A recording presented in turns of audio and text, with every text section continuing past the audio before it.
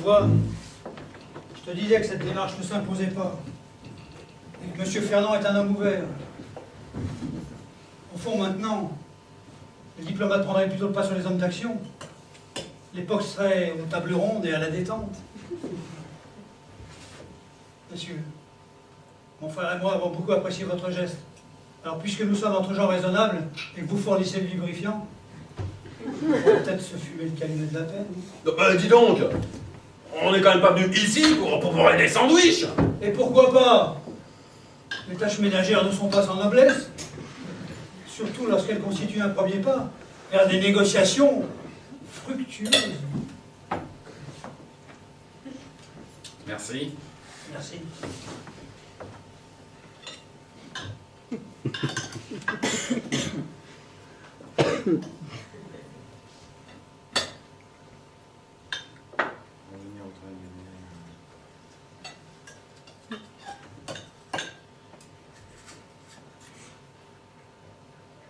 Pour en revenir au travail manuel, ce que vous disiez est finement observé, et puis ça reste une base. Ça, c'est bien vrai. Hein. Et puis, si on rigolait plus souvent, on aurait moins souvent la tête aux bêtises. Hein. Nestor! Nestor! Mais il est où, Nestor? Qu'est-ce que vous lui voulez? Il n'y a plus de glace. Et surtout, il n'y a plus de scotch. Dites, monsieur Fernand, si je lui alpaguais son Antoine à votre nièce, qu'est-ce que vous feriez? Moi, il me plaît bien, il a du charme, et puis c'est un grand musicien, bien drivé, il connaîtrait pas ses limites. Mademoiselle, je note que la fréquentation de la bouteille dégèle votre libido adolescente et l'incite présentement à jeter son dévolu sur monsieur Antoine. Néanmoins, je me permettrai de vous faire respectueusement remarquer que votre ravissant popotin se trouve, à l'heure où je vous parle, sur mes genoux.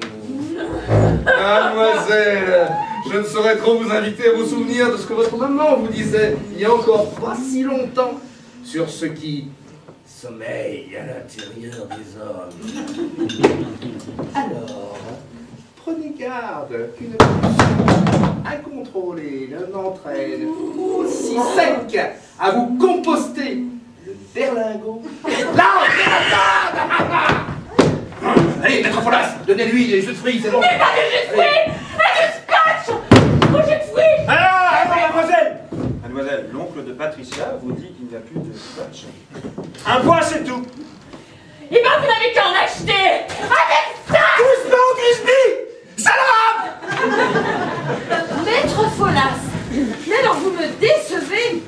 Un homme bien élevé comme vous. Mais voyons, mais c'est un petit tendron. Bon, mais c'est du baccarat taille fine, ça. C'est quelque chose de fragile. Oh, mon petit chaton. Ce vilain gros matou. De l'alcool. Reste à là. Vous avez raison. Hein, notre époque souffle le camp. Il n'y a plus de jeunesse. Nous, par contre, on est des adultes. On va peut-être s'en faire un petit. Ah, tout à fait. Maître Folas. Ah, seulement, vous savez ce que c'est? Il n'y a plus d'éducation spère, il n'y a plus de jeunesse. Les mômes d'aujourd'hui, il y a belle lurette qui font la grève du biberon. Et comme l'équipe de choc de votre nièce est en train de nous pirater le tout venant, je crains qu'on soit obligé de se risquer sur le bizarre. Ça va rajeunir personne.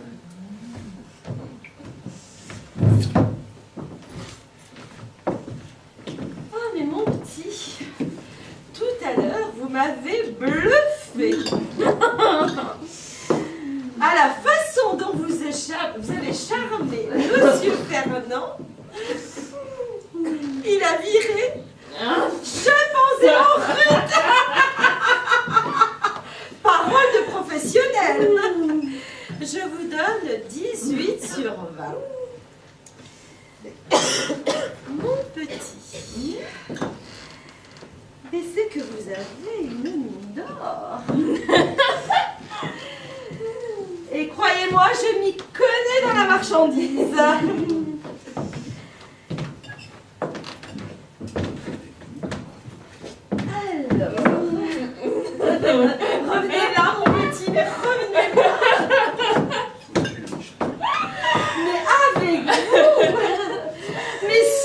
dégager le micheton, mais devient une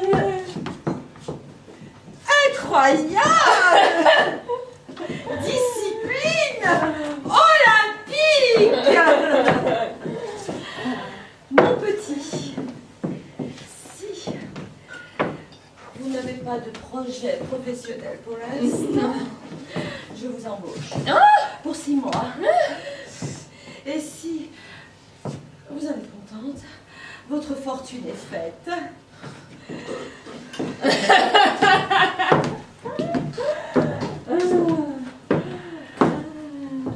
6 mois pour renflouer vos caisses. Mais j'achète 500 balles par jour, 7 jours sur 7. Donc multiplié par 4, que je remultiplie par 7, donc ça fait... Ah, bah nous voilà sauvés. Ah! Tiens, vous avez sorti le vitriol? Pourquoi vous dites ça? Il a pourtant un air honnête. Sans avoir l'air franchement malhonnête, au premier abord comme ça, il a l'air assez curieux quand même. Il a du mexicain, de l'époque des grandes heures. Seulement, on a dû arrêter la production, les clients devenaient aveugles. Ça fait des histoires.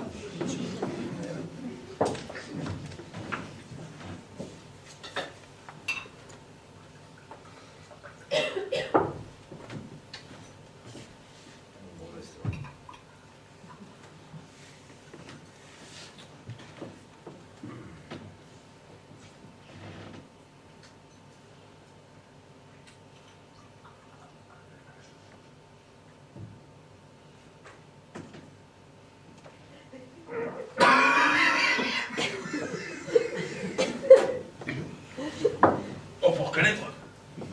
Ah, c'est du brutal, hein.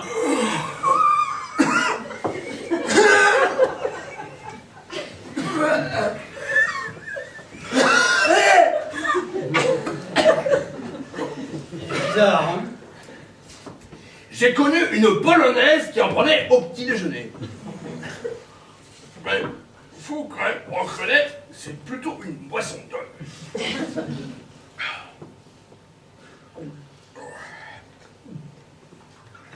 Tu sais pas ce qu'il me rappelle? Cette espèce de drôlerie là qu'on buvait dans une petite tôle de Biennois. Pas trop loin de Saigon. Mais si, les volets verts. Et la Solière. Une blonde comaque. Mais comment qu'elle s'appelait, mon Dieu? Lulu la Nantaise. T'as connu? Moi, j'y trouve des goûts de pommes. Ouais, il y en a.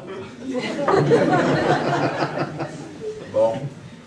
C'est devant chez elle que Lucien le Cheval s'est fait décider. Et par qui, tiens? C'est là que j'ai pu ma tête. Par Freddy de Montréal. Un fondu qui travaillait qu'à la dynamite.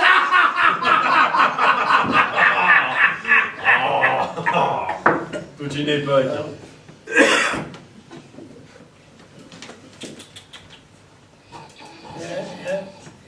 Il y avait Joe aussi. Bon, d'accord. Je dis pas qu'à la fin de sa vie, Joe Trembleur l'avait pas un peu baissé. Et quand même, faut tout de même reconnaître que pendant les années terribles, sous le cube, il butait à tout va. Il a quand même décimé toute une division de Panzer. Ah bon? Il était dans les chars? Non, dans la limonade. Soit ce qu'on te dit, bordel. Vous voyez bien ce que je vous disais. J'ai plus ma tête. Il avait son secret, le loup. C'est où? À droite, au fond du couloir. Avec 50 kilos de patates, un sac de sure de bois, il te sortait 25 litres de 3 étoiles à l'Henrique, hein, Joe? Un vrai magicien! C'est pour cette raison que je me permets d'intimer l'ordre à certains salisseurs de mémoire qu'il ferait mieux de fermer leur claque-merde.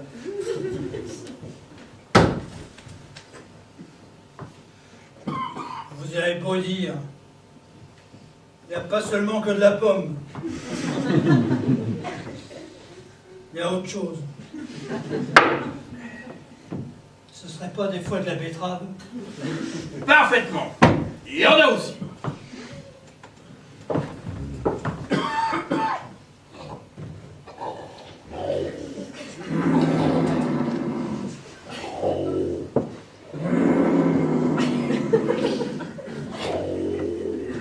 Bon. Je reprendrai bien quelque chose de consistant.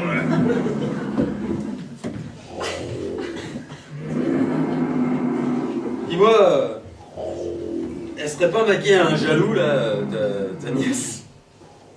Non, parce que je lui faisais un brin de Cosette, le genre réservé, hein, tu me connais.